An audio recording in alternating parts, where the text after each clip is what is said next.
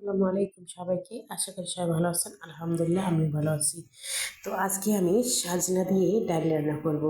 তো এটার নাম আমি সাজনাই বলি। তো অনেকজনের সজনা ঝুল এক এক দেশে এক এক নামে পরিচিত।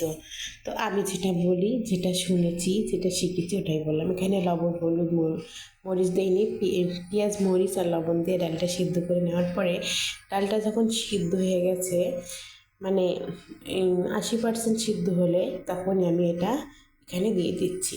তো এটাতে কিন্তু আর বাড়তি কিছুই দিতে হয় না।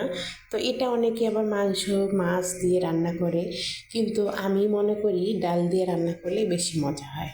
তো এখানে আমার কাছে প্রায় হাফ কেজির বেশি ছিল, তো সবটুকু আমি দিয়ে দিয়েছি। এখন আদা রসুন বাটা, হলুদ দিয়ে এখন আমি এটা জাল করে নেব কিছুক্ষণ।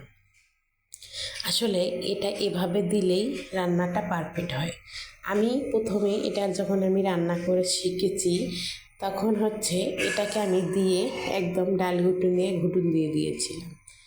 মানে ভাবছিলাম এটাও মনে হয় ঘুরতে হবে ডাউলের সঙ্গে। তো তখন তো আমি প্রথম রান্না করেছি, তাই বুঝতে পারিনি। তো এখন আস্তে আস্তে বুঝে গেছি যেটা কীভাবে রান্না করতে হয়। তো এটা কিন্তু আমার জীবনে প্রথম এই সাজনা রান্না করা ছিল, এই জন্য ওরকম মিস্টেক হয়ে গেছিলো। তো যাই হোক, এখন তো আর মিস্টেক হয়নি, এখন ঠিক আছে। মানে এভাবেই রান্না করে, আমি জানতাম না, তাই এভাবে রান্না করেছিলাম। তো আপনাদের সঙ্গে গল্প করতে করতে কিন্তু আমার রান্নাটা শেষই হয়ে গেল। তো এই তো এখানে আমি বাগার দিয়ে দিলাম। বাগার দেওয়ার পরে এখানে একটু শুকনো মশলা দিয়ে দেবো, তেমন ধনিয়া জিরার গুঁড়াটা এখানে দিয়ে সুন্দর একটা বলক তুলিয়ে তারপরে এটা আমি নামিয়ে ফেলবো।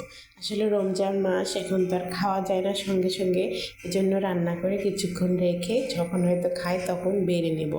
তো এই তো আমার রান্নাটা কমপ্লিট। তো কার কাছে কেমন লাগলো অবশ্যই বলবেন। আল্লাহ হাফেজ।